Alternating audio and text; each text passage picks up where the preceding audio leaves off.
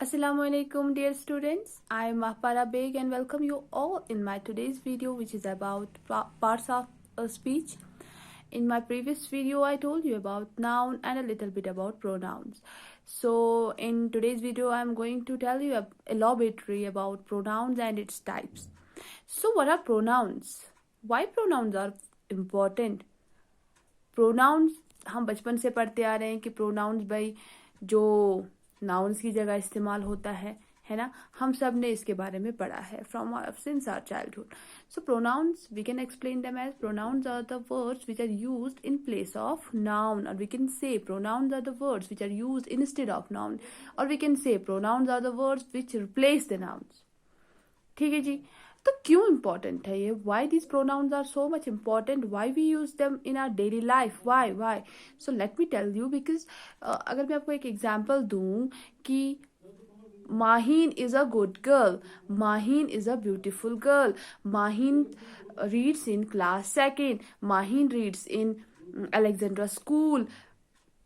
तो माहीन माहीन माहीन माहीन कितनी बार हम इस्तेमाल करेंगे? हम थक जाएंगे। ठीक है, तो हम लोग क्या करते हैं, हम इन सब के चक्कर से निकलने के लिए हम माहीन को ही हटा देते हैं। ठीक है, लेकिन माहीन को हटाने के लिए हमें किसी वर्ड का तो इस्तेमाल करना होगा। तो कौन सा होगा वो वर्ड जो माहीन की जगह इस्तेमाल हो? तो वो वर्ड होगा she. As we all know that she is used for girl, he is used for boy और मैन। ठीक है, अब अगर हम लिखेंगे Maheen is a good girl, Maheen is a beautiful girl की जगह हम माहीन की जगह क्या लिखेंगे? She is a beautiful girl, she reads in class second, she reads in Alexander school, etcetera etcetera. तो हमने क्या किया, हमने माहीन को हटा के शी का इस्तेमाल किया ताकि हमारे लिए इजी हो जाए। ठीक है, तो इसीलिए प्रोनाउंस का इस्तेमाल किया गया, बनाया गया प्रोनाउन को, ताकि हम नाउन्स की जगह इनका इस्तेमाल कर सके। इसके एग्जाम्पल्स हैं। इसके एग्जाम्पल्स क्या हैं? I, we, you, they, he, she, it, each, someone, who, what, few, both, extra. Now you would ask me, ma'am हम तो बचपन से I, we, you, they, he, she, it पढ़ते आ रहे, ये each, someone, who, what, for, both, क्या ये भी प्रोनाउंस है? हाँ भाई, ये भी प्रोनाउंस कहलाते हैं। अब आप बोलोगे कि मैम ये प्रोनाउंस कैसे कहलाएंगे? एग्जाम्पल है कि आपका क्या नाम है? क्या, आपका क्या नाम है? ये क्या जो है, क्या ये प्रोनाउन कहलाएगा?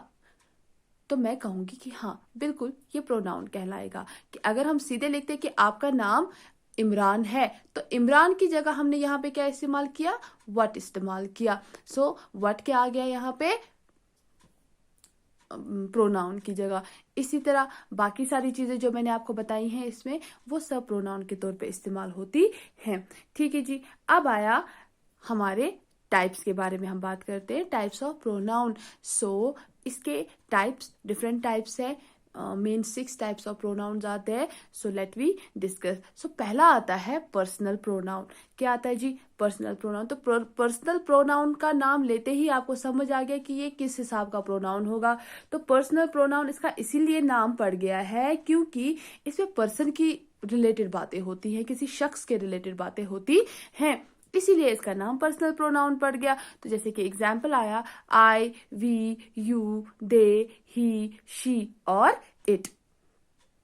ठीक है। सो इसमें आई मैं हूं, पर्सन हूं, वी हम हैं, पर्सन हैं, यू आप हो, पर्सन हो, आपके रिलेटेड बात हो रही है, दे वो लोग हैं, प्लूरल में है तो पर्सन रिलेटेड बात हो रही है, इट ही, शी, इट ये सब पर्सन रिलेटेड बात हो रही है, इसीलिए जी इसका नाम पर्सनल प्रोनाउन पड़ गया।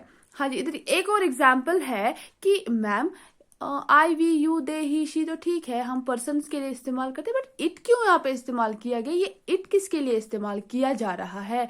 बहुत सारे बच्चों का क्वेश्चन भी होता है और बहुत सारे बच्चे कंफ्यूज भी हो जाते हैं कि इट आखिरकार ये इट लगाया क्यों गया है। अगर हमने लिखा कि he is a good boy, ठीक है, तो चलिए ठीक है, वहां पे बॉय है, लड़का है, ही लगा दिया, समझ में आ जाता है। लेकिन यहाँ पे ये इट क्यों लगाया? It is a cat. हमने ये इट यहाँ पे क्यों लगाया है, और कैट के साथ हम लोग ही और शी भी तो लगा सकते हैं ना, बट इट क्यों लगाया है, बहुत सारे बच्चे कंफ्यूज हो जाते हैं। तो चलिए मैं आपको बता देती हूँ कि इट जो है वो हमेशा नॉन लिविंग थिंग्स के साथ लगाया जाता है। किसके साथ लगाया है जी, नॉन लिविंग थिंग्स के साथ, जिनमें जान नहीं होती है। और हम इट किन चीजों के साथ लगाते हैं, हम इट लगाते हैं जिनके जेंडर का पता ना हो। फॉर एग्जाम्पल हमारे सामने कैट है, ठीक है, हमारे सामने माउस है, ठीक है जी, हमें ये नहीं पता कि ये मेल है कि फीमेल है, हमें इनकी जेंडर का नहीं पता, तो जहां पे जेंडर का पता ना हो वहां पे हम लोग इट लगा देते हैं। तो आ गई ये बात। उसके बाद आता है कि जो ये पर्सनल प्रोनाउन है इसको हमने तीन हिस्सों में बांटा गया है, 3 पार्ट्स में बांटा गया है। तो क्या है, first person, second person and third person. So first person में आता है अगर सिंगुलर है तो आई, मैं, अगर प्लूरल है तो वी, और सेकंड पर्सन में यू एक के लिए भी आ सकता है, आप, यू बहुत सारे लोगों के लिए भी आ सकता है, आप। उसके बाद आता है दे, वो लोग, दे यानी कि थर्ड पर्सन, वो बहुत सारे भी हो सकते हैं, वो एक भी हो सकता है, और वो लड़का हो सकता है तो शी, अगर वो लड़की होगी एक होगी तो अगर वो लड़का होगा ही, और अगर लड़की होगी शी आएगा तो एक के लिए, और अगर बहुत सारे होंगे तो दे आएगा। और नेक्स्ट इज इट भी थर्ड पर्सन, यानी कि ये कौन सा हो सकता है, ये नॉन लिविंग या फिर एनिमल, बर्ड और इंसेक्ट हो सकता है, उसके लिए हम लोग इट लगाते हैं। तो आगे जी आपका पर्सनल प्रोनाउन। तो what is personal pronoun, personal pronoun वो प्रोनाउन होता है जिसमें पर्सन से रिलेटेड बातचीत हो रही हो। उसके बाद आता है डिमॉन्स्ट्रेटिव प्रोनाउन। सो डिमॉन्स्ट्रेटिव प्रोनाउन जो है वो कहाँ पे लगाया जाता है, जहां पे हम चीजों की तरफ इशारा करते हैं, चीजों को दिखाते हैं। फॉर एग्जाम्पल वो बिल्ली है, ये मोबाइल है, ये कॉपी है, वो है ना। सो वो सब डिमॉन्स्ट्रेटिव, जहाँ पे हम चीज को डिमॉन्स्ट्रेट करते हैं, जहाँ पे हम चीज को दिखाते हैं, उसको हम कहते हैं डिमॉन्स्ट्रेटिव प्रोनाउन। इसमें आता है this, that, these, those, such, extra. मतलब this is a cat, this का प्लूरल आता है these, that is a boy, that का प्लूरल आएगा दोज, और सच वॉज हिज थिंकिंग। तो सच भी यहाँ पे डिमॉन्स्ट्रेट, यानी कि ऐसी उसकी कोई सोच थी, तो यहाँ पे हम इशारा कर रहे हैं, दिखा रहे हैं, ठीक है जी। तो उसको कहते हैं हम डिमॉन्स्ट्रेटिव प्रोनाउन। उसके बाद आता है इंट्रोगेटिव प्रोनाउन। तो इंट्रोगेटिव प्रोनाउन क्या होता है, आपको तो बिल्कुल जी आपको नाम से ही पता चल गया होगा कि इंट्रोगेटिव प्रोनाउन होता क्या है। तो इंट्रोगेटिव प्रोनाउन वो प्रोनाउन होता है जहाँ पे जो सवाल की फॉर्म में हो, ठीक है, जो सवाल की फॉर्म में हो। और वहां पे एग्जाम्पल्स क्या है, who, home, which, what, whoever, whichever, whatever, whichever। सो जहां कहीं भी आप ये सब देखो तो वो कहलाते हैं इंट्रोगेटिव प्रोनाउन, ठीक है। Who is your best friend, ठीक है, whom डू यू नो, ठीक है। सो ऐसा जहां पे भी आपको लगे कि यहाँ लिखा गया है तो उसको आप क्या कहोगे, इंट्रोगेटिव प्रोनाउंस कहोगे। और इनमें हमेशा सवाल की फॉर्म में होते हैं। Next is reflexive pronoun. तो रिफ्लेक्सिव प्रोनाउन में क्या होता है, रिफ्लेक्सिव प्रोनाउन एक ऐसा प्रोनाउन होता है जहां मैं क्या करता हूँ, मैं या खुद का इस्तेमाल हो, यानी कि मैं अपने बारे में बोल रहा हूँ, खुद के बारे में बोल रहा हूँ। सो जैसे कि आपने माई सेल्फ तो देखा, माई सेल्फ पे ऐसे आप लोगों ने बच्चों के पास देखा ही होगा ना, माई सेल्फ पे हमेशा बच्चे जो है वो लिखते रहते हैं, एसेज लिखते रहते हैं। तो वो हो गया रिफ्लेक्सिव प्रोनाउन, यानी कि माई सेल्फ, मैं खुद के बारे में बात कर रहा हूँ, ठीक है, हम खुद के बारे में बात कर रहे हैं, तो वो आता है रिफ्लेक्सिव प्रोनाउन। तो रिफ्लेक्सिव प्रोनाउन में आता है myself, herself, yourself, themself, itself, themself, extra. तो ये क्या है जी, ये रिफ्लेक्सिव प्रोनाउन जहां पे बंदा अपने बारे में, खुद के बारे में बात कर रहा हो, उसको कहते हैं रिफ्लेक्सिव प्रोनाउन। अब आता है जी रिलेटिव प्रोनाउन। तो रिलेटिव प्रोनाउन का नाम जान के ही आपको लगेगा कि रिलेटिव प्रोनाउन क्या हो सकता है। तो रिलेटिव प्रोनाउन में ये रिलेशन को जाहिर करता है, ये दो सेंटेंसेस को जोड़ता है। जैसे कि हमने हेल्पिंग वर्ब्स के बारे में पढ़ा है ना, जॉइनिंग वर्ड्स और समथिंग लाइक दैट, कुछ हमने ऐसे पहले भी पढ़े हैं, आप लोगों ने पढ़े होंगे।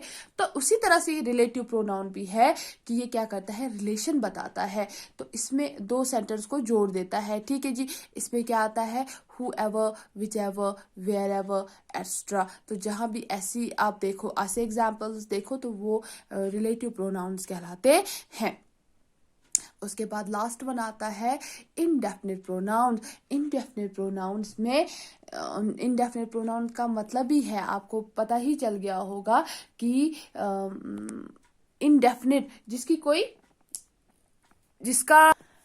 जिसका क्या हम हद नहीं बता सकते हैं, जिसकी कोई लिमिट नहीं हो सकती है, उसको हम इनडेफिनिट प्रोनाउन कहते हैं। जैसे कि फॉर एग्जांपल हम लोग कहेंगे कि बहुत सारे लोग, हजारों में, लाखों में, करोड़ों में लोग हो सकते हैं कि फलानी जगह ऐसे प्रोटेस्ट हो रहा था, तो वहां पे हजारों में लोग जमा थे, सब नाउन है। लेकिन क्या हम हर किसी का नाम ले सकते हैं कि ये था, ये था, ये था, ये था, हर किसी का नाम लेंगे? नहीं। तो वहां पे क्या लगाया जाता है, और लगाया जाता है। ठीक है जी। तो वहां पे हम लोग हर किसी का नाम तो नहीं लेंगे ना, तो तब तो हमें पूरा दिन निकल जाएगा। तो अगर हम लोग नाम ले रहे हैं तो फिर क्या करेंगे, ऑल ऑफ देम। ठीक है, ऑल ऑफ द प्रोटेस्टर्स या कुछ ऐसा होगा, तो हम लोग वहां पे ऑल का इस्तेमाल करेंगे। अनदर इंडेफिनिट प्रोनाउन है, एनी इंडेफिनिट प्रोनाउन है, एनी वन इंडेफिनिट प्रोनाउन है, नन इंडेफिनिट प्रोनाउन है, वगैरह वगैरह। तो ये सब इंडेफिनिट प्रोनाउंस कहलाते हैं। तो so this is it for today's video. I hope you people have understood this very well. So if you have any suggestions or any questions regarding today's video, you can comment in the comment section below. I will definitely inshallah answer your questions. And that's it. Thank you. Stay safe and take care of yourself. Allah Hafiz.